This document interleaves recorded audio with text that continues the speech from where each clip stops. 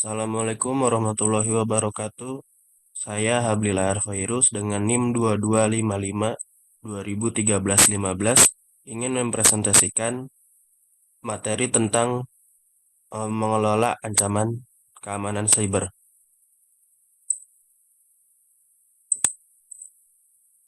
Ini adalah materi yang dibahas, yaitu ada tujuan pemahaman, lalu ada pengertian keamanan cyber, ada jenis-jenis keamanan cyber, tren keamanan cyber dan dampaknya, ancaman cyber security, ancaman terhadap cloud, aspek-aspek keamanan, informasi keamanan siber, cara menghindarkan penipuan online, beberapa cara lainnya untuk menghindari penipuan online, sistem keamanan jaringan, dan juga kesimpulan. Tujuan pemahaman, selain memenuhi tugas mata kuliah etika profesi, makalah ini dibuat untuk mengetahui dan memahami cara mengelola ancaman keamanan cyber, serta mengenali maraknya modus penipuan transaksi online agar kita dapat menciptakan lingkungan online yang lebih aman, terpercaya, dan produktif bagi perusahaan dan masyarakat umum. Pengertian keamanan cyber. Keamanan cyber atau cyber security adalah upaya yang dilakukan untuk melindungi sistem komputer dari berbagai ancaman atau akses ilegal. Cyber security mencakup alat, kebijakan, dan konsep keamanan yang dapat digunakan untuk melindungi aset organisasi pengguna. Keamanan siber dan keamanan siber dapat meminimalisir masuknya risiko ancaman ke dalam sistem komputer.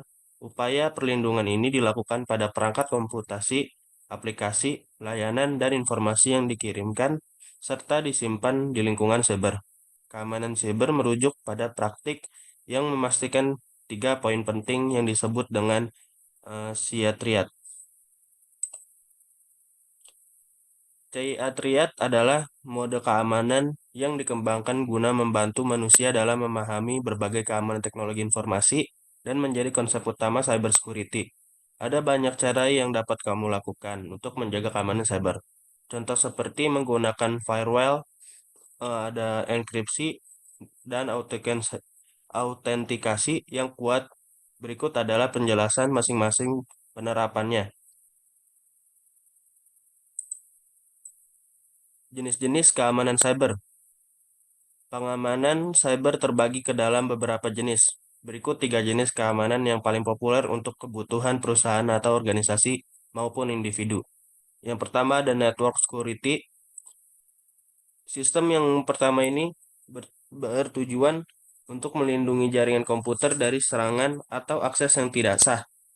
Network security meliputi berbagai cara pengamanan, termasuk penggunaan firewall, enkripsi, dan autentikasi.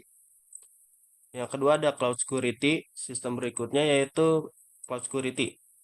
Bertujuan untuk melindungi data yang kamu simpan di cloud. Fungsinya yaitu untuk melindungi data yang ada di cloud dari serangan atau akses yang tidak sah. Proses pengamanannya tetap sama, yaitu melalui enkripsi, autentikasi, dan sistem keamanan fisik yang tepat. Yang ketiga ada application security. Sesuai namanya, sistem berikut ini bertujuan untuk melindungi aplikasi atau software dari serangan maupun akses yang tidak sah. Sistem keamanan ini dapat melindungi pencurian atau kerusakan informasi yang bisa merugikan perusahaan maupun individu. Tren keamanan cyber dan dampaknya. Menurut BPK Syahraki selaku Chief eh, Advisory Veda Praxis, anomali traffic atau serangan siber terjadi tahun 2021. Total anomali traffic serangan cyber pada tahun 2020 sebesar 495.337.202 kasus, yang mana traffic kasus ini menyerang beberapa perusahaan-perusahaan besar, seperti Google pada April 2021 terdapat 18 juta kasus malware dan phishing email terkait dengan modus coronavirus pada servis Google. Yang kedua ada Pertamina. Maret 2021, seorang hacker yang telah dikabarkan telah meretas situs perusahaan negara minyak dan gas bumi PT Pertamina. Mereka juga mengklaim membocorkan data yang dicurinya ke dark web. Selanjutnya adalah Zada pada Oktober 2020. Peretas mendapatkan nama, nomor telepon, email, alamat, kata sandi yang terenskripsi, dan sebagai nomor telepon. Adanya beberapa kasus menunjukkan bahwa kita memang perlu memperhatikan tren keamanan cyber dan dampaknya. Berikut akan saya jelaskan tren keamanan cyber yang akan menjadi tren di tahun-tahun mendatang. Ancaman cyber security. DOS atau Denial of Service atau penolakan layanan adalah jenis serangan dunia maya yang membuat komputer atau jaringan tidak bisa menanggapi permintaan.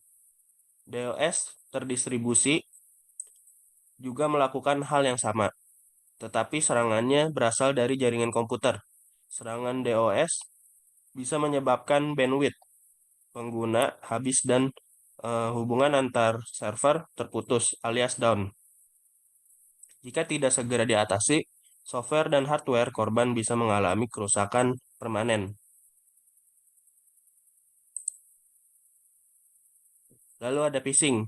Serangan phishing dilakukan dengan menggunakan komunikasi palsu, misalnya lewat email, untuk mengelabui penerima agar membuka dan menjalankan instruksi di dalamnya. Instruksi ini bisa termasuk memberikan password atau nomor kartu kredit. Tujuan phishing adalah untuk mencuri data sensitif korban atau menginstal malware di perangkat milik korban. Selanjutnya ada ancaman terhadap cloud. Teknologi cloud semakin banyak diadopsi berbagai perusahaan, institusi, dan pemilik bisnis. Teknologi ini memungkinkan orang mengakses perangkat, melakukan kerja kolaborasi, berkirim pesan, dan menyimpan data tanpa mengandalkan infrastruktur fisik. Cloud juga meningkatkan efisiensi dan membantu perusahaan menghemat biaya. Dampaknya adalah teknologi cloud bisa menjadi sasaran empuk penjahat cyber, terutama yang mampu menemukan celah di dalamnya. Mereka bisa memanfaatkan data pribadi, mencuri dokumen data penting, serta menyabotase aktivitas perusahaan atau institusi. Meningkatnya kebutuhan keamanan data pribadi.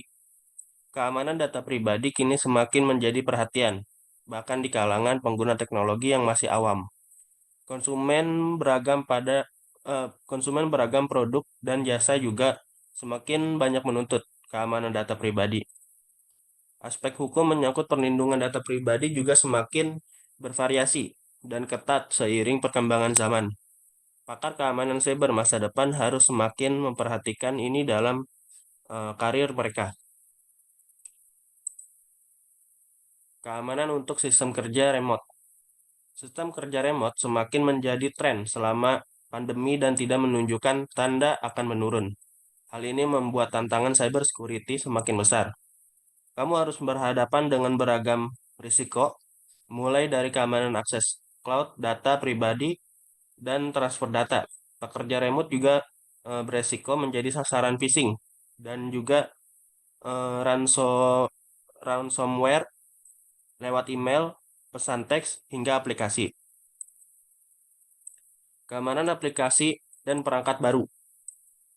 Tren digital membuat aplikasi dan perangkat baru bermunculan. Pakar keamanan cyber pun harus terus putar otak untuk menghadapi tantangan baru yang muncul dari setiap resiko keamanan, terutama jika teknologinya terhitung baru atau eksperimental. Kamu tidak akan kekurangan bidang kerja jika ingin berkarir di dalam keamanan cyber.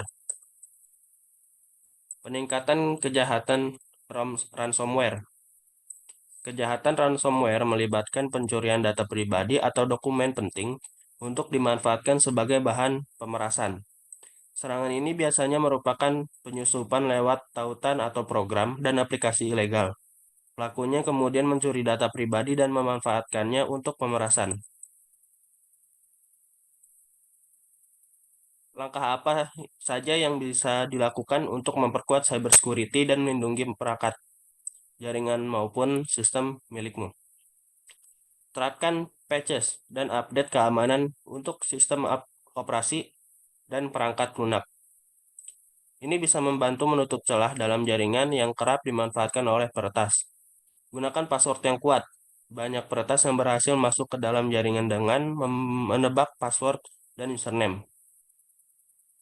Hindari hal semacam ini dengan menggunakan password dan username yang tidak mudah ditebak. Jangan lupa ganti password secara berkala untuk menghindari kebocoran. Cybersecurity. Ancaman di dunia maya beragam bentuknya. Jika ancaman tersebut berubah menjadi serangan, maka akan dapat menimbulkan risiko terhadap sistem yang diserang untuk meminimalisasi risiko yang dapat terjadi akibat serangan terhadap suatu keamanan. Diperlukan upaya pengamanan terhadap sistem. Cybersecurity merupakan aktivitas pengamanan terhadap sumber daya teknologi informasi untuk mencegah terjadinya cybercrime atau kejahatan cyber. Cybersecurity adalah bagian dari keamanan informasi yang melindungi sistem yang terhubung ke internet termasuk perangkat keras, perangkat lunak, program, dan data dari potensi serangan cyber. Peran cybersecurity sangat penting karena pada umumnya semua organisasi, pemerintah, militer, perusahaan swasta melakukan aktivitas pengumpulan, pemrosesan, dan penyimpanan data di komputer dan perangkat lain yang terhubung dengan jaringan. Umumnya data tersebut dapat berupa informasi sensitif, sehingga jika terdapat penungkapan data secara tidak sah dapat menimbulkan dampak negatif. Aspek-aspek keamanan informasi. Bentuk dan mekanisme penyimpanan informasi dapat terdiri dari berbagai macam, tetapi harus selalu ada upaya untuk melindungi keamanan informasi tersebut.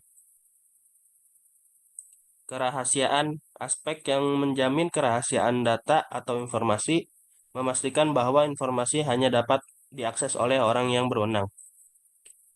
Keutuhan, aspek yang menjamin akurasi dan keutuhan informasi serta menjaga informasi dari kerusakan atau ancaman lain yang mengakibatkan berubah informasi dari aslinya.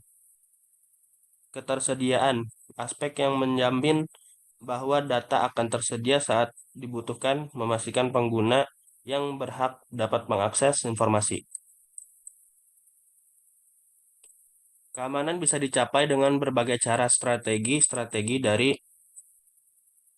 keamanan informasi masing-masing, memiliki fokus dan dibagian berdasarkan tujuan tertentu sesuai kebutuhan. Contoh, personal security adalah keamanan informasi yang berhubungan dengan keamanan personel.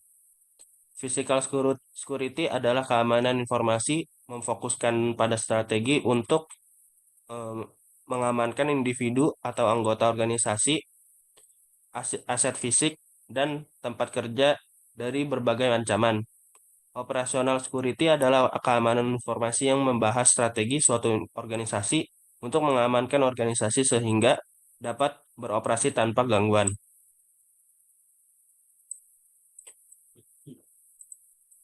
Keamanan siber.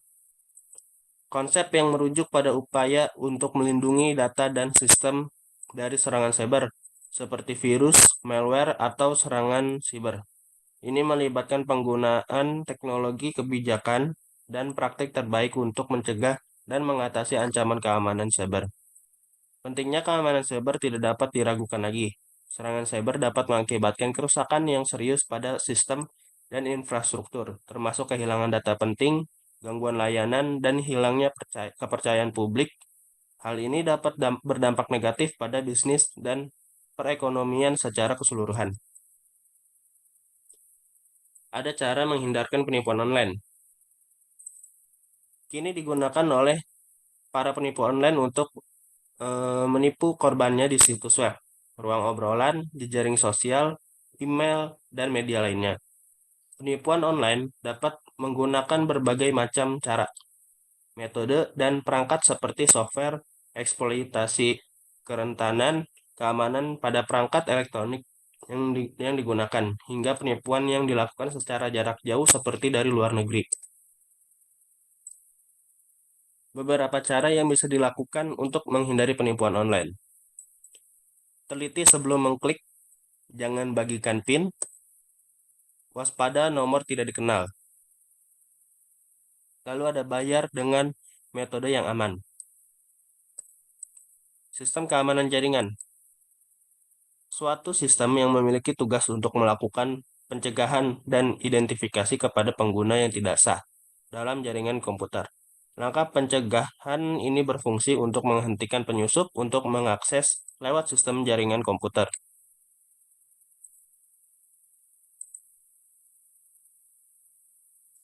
Sistem keamanan jaringan adalah proses untuk mengidentifikasi dan mencegah pengguna yang tidak sah dari suatu jaringan komputer. Tujuannya tentu saja untuk mengantisipasi risiko ancaman berupa kerusakan bagian fisik komputer maupun pencurian data seseorang. Tugas dari keamanan jaringan ini dikontrol oleh seseorang administrator jaringan. Keamanan jaringan menjadi salah satu cara untuk memproteksi atau memberikan perlindungan terhadap jaringan dari berbagai ancaman luar yang datang yang berpotensi merusak jaringan. Kesimpulannya, dapat disimpulkan bahwa sesuai dengan majunya perkembangan zaman dan teknologi, tingkat kejahatannya pun makin meningkat. Tidak bisa dipungkiri bahwa kita harus berpikir dengan logis. Perkembangan teknologi kita dipaksa untuk setidaknya tahu mengenai hal apa saja yang dilakukan untuk meminimalisir kejahatan di dunia cyber. Dengan dibuatnya makalah ini, diharapkan para pembaca menjadi sadar bahwa kita harus lebih peka dan belajar agar tidak termakan oleh tipu muslihat dunia cyber. Terima kasih. Kurang lebihnya mohon maaf. Wassalamualaikum warahmatullahi wabarakatuh.